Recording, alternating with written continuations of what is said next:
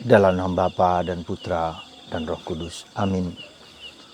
Allah Bapa di surga, kami mengucap syukur dan terima kasih ya Bapa, bahwa kami Kau beri waktu untuk hidup, beri kesempatan untuk menggunakannya sebisa semampu seperti yang Kau berikan kepada kami.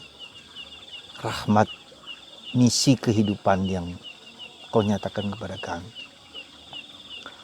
Beri kami ya Bapa dengan kekuatan Roh Kudus-Mu supaya kami sungguh-sungguh dapat merasakan misi yang Kau berikan kepada kami itu dan mengerti, memahaminya dan menjalankannya demi Kristus Tuhan dan pengantara kami. Amin. Saudaraku yang terkasih dalam Kristus, dalam bacaan pertama dari kitab Pengkhotbah, kita sekali lagi diingatkan bahwa hidup itu relatif, tidak mutlak. Ya. Waktu diberikan Tuhan kepada kita dan tidak kembali. Kita mungkin menyadarinya seolah-olah hidup itu sesuatu yang sangat mutlak dan harus terjadi. Padahal tidak. Ada waktu untuk makan, ada waktu untuk tidur, ada waktu untuk menderita, bahkan ada waktu untuk mati. Segalanya ada waktu. Hal ini menunjukkan kepada kita bahwa tidak ada sesuatu yang permanen, tidak ada sesuatu yang kekal selama di dunia ini. Relatif itu artinya sesuatu yang berkaitan dengan sesuatu yang lain, saling berkait-kaitan. Kita aja lihat hidup kita sekarang ini. Ya. Mungkin kita menyadari berapa tahun yang lalu sampai sekarang udah berbeda. Dengan pandemi ini, dengan virus ini, membuat hidup kita menjadi berbeda. Ada sesuatu yang kesementaraan di dunia ini loh. Ya. Sementara. Dan ini mau disampaikan oleh bacaan dari kitab Pengkhotbah itu sementara. Ya, tidak abadi. Jadi jangan sampai kita merasa bahwa saya akan menjadi orang yang katakanlah ya, menjadi bapak terus-menerus, menjadi ibu terus-menerus. Pada suatu saat saya juga akan menjadi kakek, menjadi nenek. Ya. Dan ada waktunya dan ada batasnya. Saya kira ini penting dan perlu kita sadari supaya kita tahu bahwa kita itu tahu diri gitu loh. Tahu diri, tahu menempatkan dan bagaimana menggunakan waktu ini dengan sebaik mungkin, sebisa mungkin, semampu mungkin. Bahkan kalau bisa, kita bisa menjadi ngerti apa yang menjadi pesan Tuhan bagi diri saya sendiri di dunia ini. Pasti sesuatu yang ada saja, pasti ada sesuatu yang pesannya, sesuatu yang berguna bagi apa. Ya. Apalagi kita manusia. Saudaraku yang terkasih dalam Kristus, sekali lagi mungkin kita harus menyadari sungguh-sungguh akan keterbatasan, ya, akan kerapuhan, akan kesementaraan hidup ini. Mungkin kemarin kita bisa berpoya-poya, bergembira, bersuka cita. Kita tidak tahu besok mau jadi seperti apa. Kita nggak ngerti. Dengan virus ini saja sekali lagi, kita tidak tahu apa-apa, tiba-tiba seseorang yang kemarin kita bersama dia kena terkontaminasi dengan virus dan meninggal. Jadi tidak ada sesuatu yang membuat kita mampu bertahan, mampu meyakinkan bahwa segalanya menjadi abadi selama di dunia ini. Nah, dengan begitu maka ketika kita mulai menyadari bahwa waktu kita itu terbatas, maka kita menggunakan kesementaraan, menggunakan sebaik mungkin, berguna, bermanfaat, menjadi berkat bagi diriku dan bagi orang lain. Ya, kita ingat lagu waktu adalah kesempatan. Kesempatan untuk apa? Kesempatan untuk mencintai, mengasihi dan memberikan yang terbaik bagi orang-orang di sekitar. Nah, dalam konteks itulah maka apa yang perlu kita renungkan yaitu sejauh mana apa yang membuat kita bahagia, apa yang membuat kita menjadi yakin, membuat kita menjadi abadi kekuatan, yaitu kalau boleh dikatakan Yesus. Kenapa? Yesus memberikan suatu keyakinan, suatu kepastian. Kenapa kepastian? Karena dia berasal dari Bapa, dari Allah, dari sang sumber keabadian itu. Dia berasal dari sana dan dia memberikan kejanji yang fix, yang yakin, yang nyata dan konkret. Jaminan keabadian. Kalau engkau percaya padaku, kamu akan sampai kepada kebahagiaan bersama Bapa di surga. Dan itu yang abadi. Ya. Meskipun kita tahu proses untuk sampai ke sana adalah proses yang panjang, yang butuh waktu, butuh kepastian, butuh perjuangan, butuh pergulatan, jatuh bangun. Jadi untuk menemukan Kristus yang sungguh-sungguh adalah penyelamat, penebus, itu membutuhkan proses yang tidak mudah. Gak usah jauh-jauh, para rasul dalam memahami Yesus, apakah langsung jadi tahu bahwa dia adalah penyelamat, penebus? Tidak juga. Maka dalam proses itu dia bertanya, siapakah aku ini? Orang mengatakan, engkau adalah Elia, engkau salah satu nabi, engkau adalah Yohanes Pemandi. Orang mengatakan, menduga-duga Yesus itu hearsay, dengar-dengar aja siapa Yesus itu sesungguhnya. Berarti mereka belum tahu, belum kenal. Ya.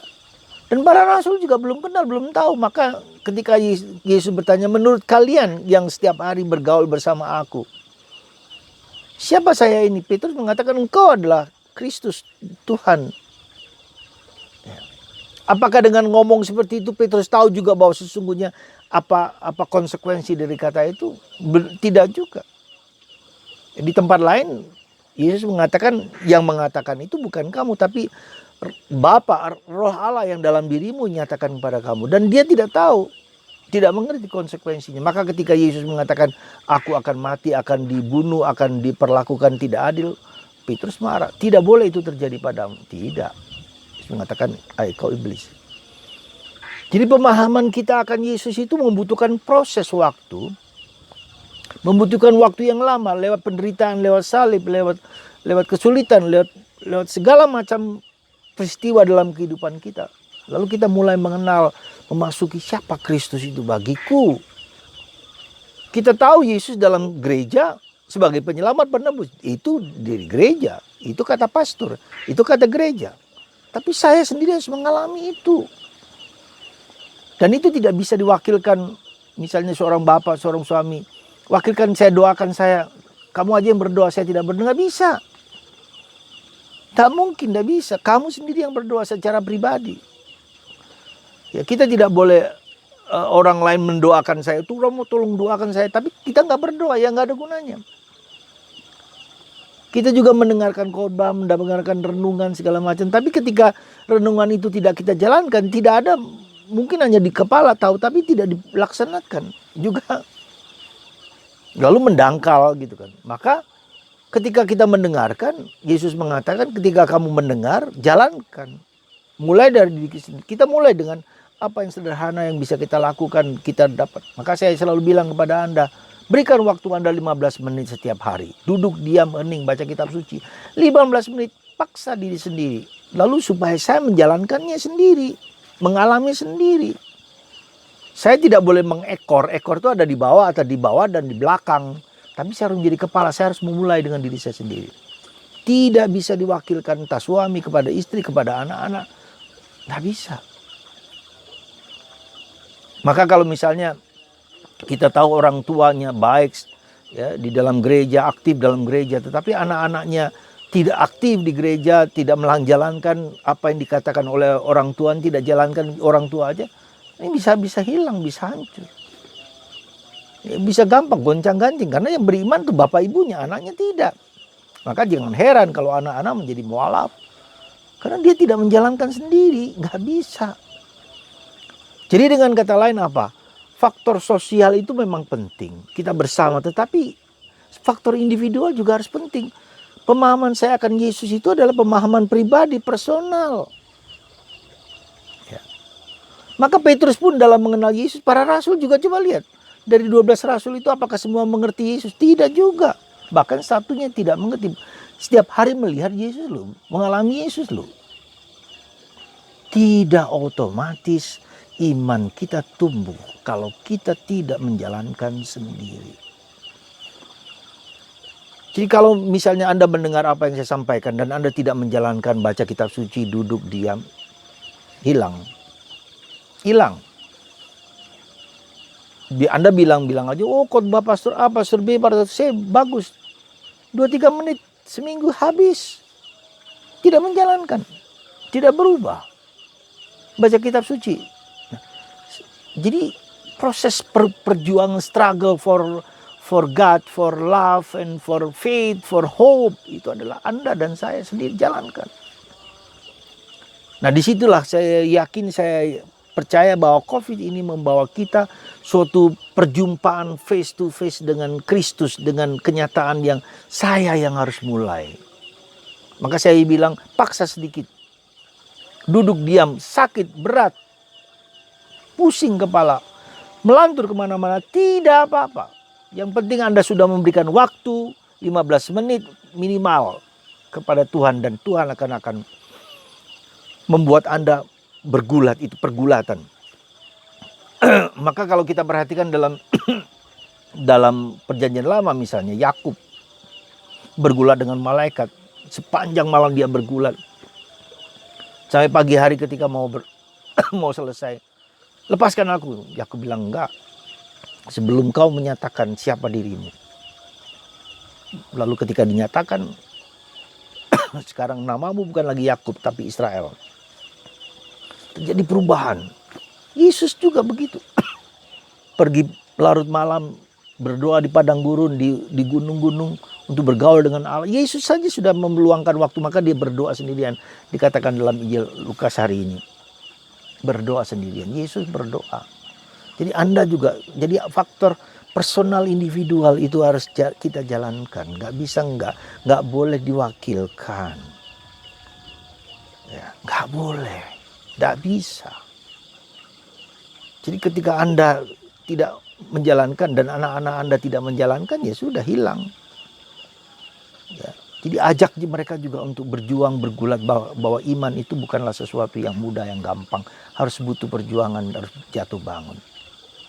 Dan itu adalah cara kita untuk ada waktu, ya, ada waktu untuk gembira, ada waktu untuk susah, ada waktu untuk menderita.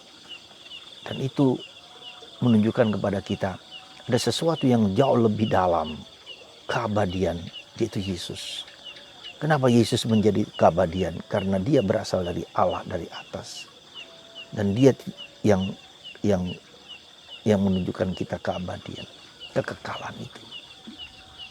Saudara, semoga kita menyadari kesementaraan kita. Kita tidak peduli apakah nanti kita akan menjadi tua 70, 80, 90. Tidak bisa. Sekarang ini dengan COVID itu, dengan penyakit zaman sekarang bisa pada umur-umur yang muda orang kena sakit kanker, kena sakit apa, dan seterusnya. Semoga mata batin kita dilihat, dicelikkan mata batin kita untuk mengerti Tuhan Yesus kita itu seperti apa. Dan iman itu juga justru perjuangan untuk sampai kepada Sang Penebus, Sang Penyelamat, Sang Keabadian, Sang Kekekalan di dalam Yesus. Satu-satunya dalam Yesus. Tidak ada di tempat lain. Semoga Anda, mata batin Anda dibuka, dicelikan. Yesuslah yang abadi. Berkat-Mu ya Bapa atas kami semua. Semoga mata batin kami terbuka untuk melihat Engkau sebagai jawaban atas kerinduan kami akan keabadian, kekekalan. Terima kasih Tuhan, berkat-Mu Bapa, Putra, dan Roh Kudus. Amin.